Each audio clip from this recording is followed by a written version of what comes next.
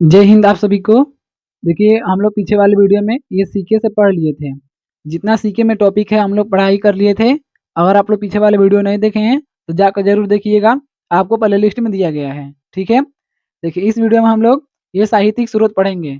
ये pocket GK है Khan sir का, जो खान सर ने बुक लॉन्च किए हुए हैं पॉकेट जीके, वही हम लोग पढ़ रहे हैं। ठीक है, अगर आप लोग को भी पॉकेट जीके पूरा कंप्लीट करना है, पूरा चैप्टर वाइज पढ़ना है, तो आप लोग हमारे साथ जुड़ सकते हैं। आप लोग इस चैनल को सब्सक्राइब कर लीजिएगा, वीडियो को भी लाइक कर लीजिएगा, क्योंकि इस चैनल पर आपको पॉकेट जीके का कंप्लीट तैयारी कराया जा रहा है। पूरा आपका चैप्टर वाइज मतलब क्वेश्चन कराया जा रहा है, पढ़ाया जा रहा है। ठीक है, तो आप लोग हमारे साथ जरूर जुड़िए। आप लोग चैनल को जरूर सब्सक्राइब करके वीडियो को भी लाइक कर लीजिएगा। अगर आपको इसका पीडीएफ चाहिए तो आप लोग कमेंट कर सकते हैं, या आप लोग लुकू स्टडी आप लोग टेलीग्राम से जुड़ सकते हैं। लुकू स्टडी, ठीक है, लुकू स्टडी आप लोग टेलीग्राम चैनल से जुड़ सकते हैं। ठीक है, चलिए आप लोग इस वीडियो को इन तक बने रहिएगा। चलिए आज का इस सेशन स्टार्ट करते हैं। देखिए इस वीडियो में हम लोग पढ़ने वाले हैं साहित्यिक स्रोत। ठीक है, साहित्यिक स्रोत देखिए यहाँ पर दिया है वैदिक साहित्य। ठीक है, वैदिक साहित्य के बारे में जानकारी लेते हैं। देखिए तो वैदिक साहित्य क्या कहता है, इसके अंतर्गत वेद तथा उससे संबंधित ग्रंथ, पुराण, महाकाव्य, स्मृति आदि हैं। मतलब वैदिक साहित्य के अंतर्गत, देखिए वैदिक साहित्य के अंतर्गत क्या क्या आता है, तो वेद आता है, और इससे संबंधित जो ग्रंथ है, पुराण है और महाकाव्य है, ये सब आपका वैदिक साहित्य के अंतर्गत आता है। ठीक है, भारत के सबसे प्राचीन ग्रंथ, वेद का शाब्दिक अर्थ ज्ञान है। जो भारत का सबसे प्राचीन ग्रंथ होता है वो आपका वेद होता है।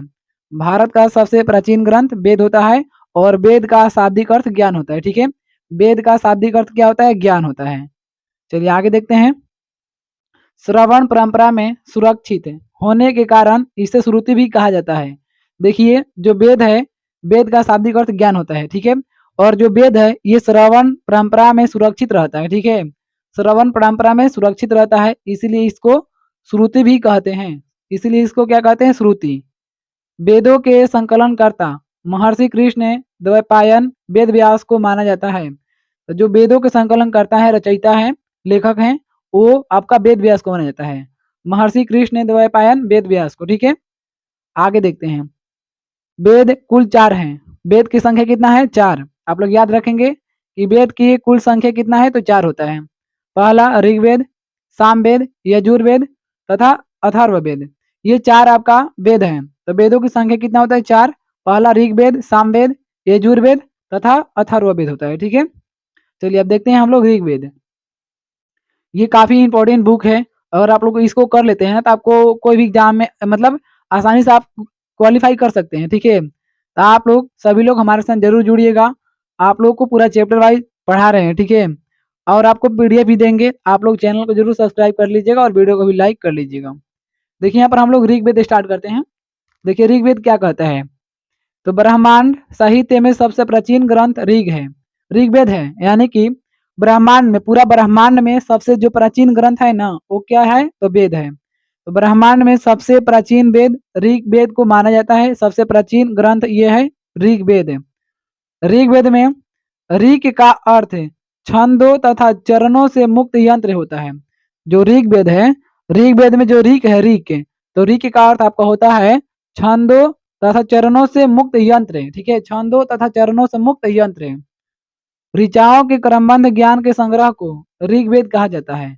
आप लोग इस टॉपिक को याद रखेंगे कि ऋचाओं के क्रमबद्ध ज्ञान के संग्रह को ऋग्वेद कहा जाता है।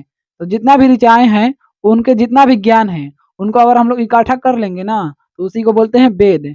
तो ऋचाओं के क्रमबद्ध ज्ञान के संग्रह को ऋग्वेद कहा जाता है। इसमें 10 मंडल, 1028 सूक्त, 10,462 ऋचाएं हैं। यानी कि ऋग्वेद में आपका 10 मंडल, 1028 सूक्त और 10,462 ऋचाएं हैं। आप लोग याद रखेंगे इसको कि 10 मंडल, 1028 सूक्त और 10,462 ऋचाएं हैं आपका ऋग्वेद में। वेद के ऋचाओं को पढ़ने वाले ऋषि को होत्री कहते हैं। तो जो वेद के ऋचाओं को जो पढ़ता है, जो वेद के ऋचाओं को जो ऋषि पढ़ता है, उसको हम लोग होत्री कहते हैं, होत्री। विश्वामित्र द्वारा रचित ऋग्वेद के तीसरे मंडल में सूर्य देवता सवित्री को समर्पित प्रसिद्ध गायत्री मंत्र है। आप लोग इसको भी याद रखेंगे कि विश्वामित्र द्वारा रचित ऋग्वेद के तीसरे मंडल में सूर्य देवता सावित्री को समर्पित प्रसिद्ध गायत्री मंत्र है। तो गायत्री मंत्र आपका ऋग्वेद के तीसरे मंडल में मिलता है। ये आपका सूर्य देवता सावित्री को समर्पित है, गायत्री मंत्र है। यानी कि सूर्य देवता सावित्री के लिए ये गायत्री मंत्र हम लोग बोलते हैं, ठीक है ना। चलिए आगे देखते हैं। इसके 9वें मंडल में सोम देवता का उल्लेख है। यानी कि ऋग्वेद के 9वें मंडल में सोम देवता का उल्लेख मिलता है। और आपका तीसरे मंडल में गायत्री मंत्र का उल्लेख किया गया है, जो कि ये आपका देवता सावित्री को समर्पित है, सूर्य देवता सावित्री को समर्पित है। चलिए आगे देखते हैं। बाद में जोड़े गए 10वें मंडल में पहली बार शूद्रों का उल्लेख किया गया है। जो 10वां मंडल है ये बाद में जोड़ा गया है। 10वां मंडल ऋग्वेद में बाद में जोड़ा गया है और इसमें शूद्रों का उल्लेख मिलता है। तो शूद्रों का उल्लेख कौन सा मंडल में मिलता है? तो 10वें मंडल में। और क्वेश्चन पूछेगा कौन सा वेद में मिलता है, तो आपका ऋग्वेद में मिलता है। तो देखिए यहाँ पर बाद में जोड़े गए 10वें मंडल में पहली बार शूद्रों का उल्लेख किया गया, जिसे पुरुष सूक्त कहा गया। तो पुरुष सूक्त किसे कहा गया? शूद्रों को, ठीक है, कहा गया, जिसके अनुसार 4 वर्ण ब्राह्मण, क्षत्रिय, वैश्य तथा शूद्र आदि पुरुष ब्राह्मण के क्रमशः मुख, भुजा, जंघाओं, चरणों से उत्पन्न हुए। देखिए जो आपका 4 वर्ण है आपका, ये आपका शूद्रों या पुरुष सूक्त से के अनुसार है। ये आपका 4 वर्ण, पहला है ब्राह्मण, क्षत्रिय और वैश्य और शूद्र। देखिए जो ब्राह्मण का उद्गम हुआ है वो आपका पुरुष ब्राह्मण के क्रमशः मुख से हुआ है, ठीक है। ब्राह्मण का उद्गम या निर्माण हुआ है आपका मुख से, और क्षत्रिय का भुजा से, वैश्य का जंघाओं से और शूद्रों का चरणों से उत्पन्न ये सब हुए हैं, ठीक है। ये चारों के चारों जितने भी हैं ये सब इतना सब मतलब उत्पन्न हुए हैं मुख, भुजा, जंघाओं और चरणों से, ठीक है। चलिए आगे देखिए।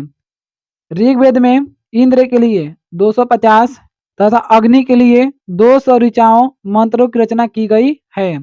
यानी कि ऋग्वेद में इंद्र के लिए, देखिए यहाँ पर इंद्र के लिए 250 तथा अग्नि के लिए 200 ऋचाओं मंत्रों की रचना की गई है। आप लोग याद रखेंगे इसको भी। वामना अवतार के 3 पंगों के आख्यान का प्राचीनतम स्रोत ऋग्वेद है। वामना अवतार के 3 पंगों के आख्यान का प्राचीनतम स्रोत ऋग्वेद है।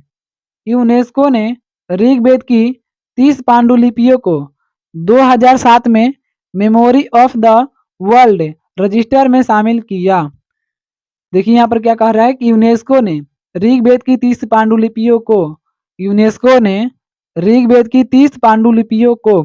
2007 में memory of the world register में क्या कर दिया? तो शामिल कर दिए, ठीक है। तो 30 पांडुलिपियों को 2007 में ये शामिल कर दिया यूनेस्को ने। किस में शामिल किया? तो मेमोरी ऑफ द रजिस्टर में, ठीक है। चलिए अब आगे देखते हैं। हम लोग ऋग्वेद के बारे में अच्छी तरीके से जानकारी लिए और अच्छी तरीके से हम लोग पढ़ाई की है, ठीक है। अब देखते हैं हम लोग यजुर्वेद। 2 नंबर में आपका है यजुर्वेद। वेद कितना है? तो वेदों की संख्या 4 है। आप लोग भी कमेंट करते रहिएगा वेदों की संख्या कितना है? 4, ठीक है। जिसमें पहला वेद हम लोग पढ़ लिए, दूसरा वेद है आपका ऋग्वेद, ठीक है। देखिए यजु का अर्थ है यज्ञ। यजु का अर्थ क्या होता है? तो यज्ञ होता है। यजुर्वेद में यज्ञों के नियमों एवं विधि विधानों का संकलन मिलता है। यानी कि यजुर्वेद में यज्ञों के नियमों एवं विधि विधानों का संकलन मिलता है।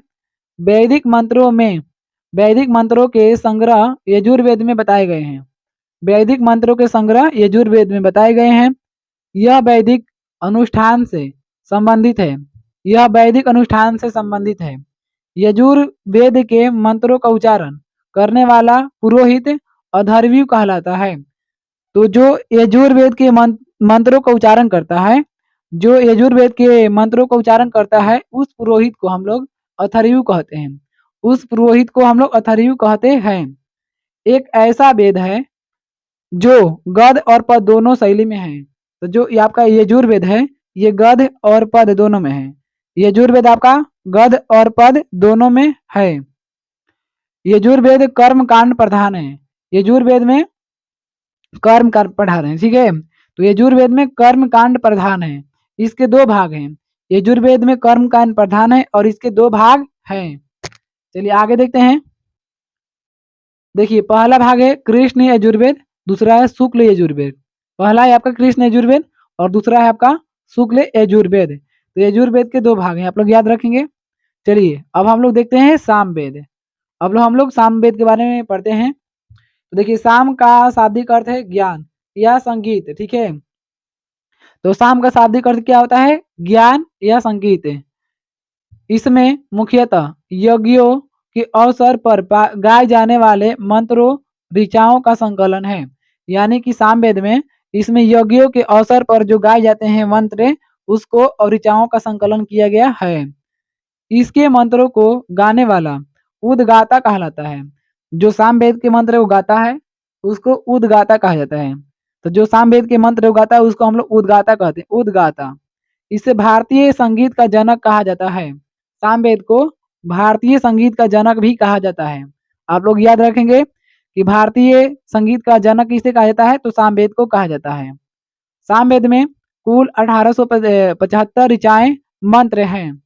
सामवेद में कुल 1875 ऋचाएं हैं या मंत्र हैं। आप लोग याद रखेंगे कि सामवेद में कुल कितनी ऋचाएं हैं या मंत्र है? तो 1875, जिनमें से 75 से अतिरिक्त शेष ऋग्वेद से ली गई है। अवेद गंधर्व वेद इसकी प्रमुख शाखाएं हैं। कौथुमीय, जैमिनीय तथा रामायणी, ये सब आपका पाए जाते हैं सामवेद में, ठीक है। सामवेद में ये सब पाए जाते हैं। देखिए ये आपका है अथर्ववेद। अब हम लोग अथर्ववेद नेक्स्ट वीडियो में पढ़ेंगे, ठीक है। आप लोग को ये क्लास कैसा लगा आप लोग कमेंट में जरूर बताइएगा, ठीक है। देखिए अगर आप लोग ये पॉकेट जीके का कंप्लीट तैयारी करना चाहते हैं, आप हमारे साथ जुड़ सकते हैं, ठीक है। आप लोग चैनल को जरूर सब्सक्राइब कर लीजिएगा और वीडियो को भी लाइक कर लीजिएगा। अगर आपको इसके पीडीएफ चाहिए तो आप लोग टेलीग्राम चैनल को भी ज्वाइन कर सकते हैं, लुक्को स्टडी, ठीक है। तो चलिए ये वीडियो यहीं तक समाप्त होता है। आप लोग वीडियो देखने के लिए बहुत बहुत धन्यवाद। नेक्स्ट वीडियो मिलते हैं, तब तक के लिए जय हिंद।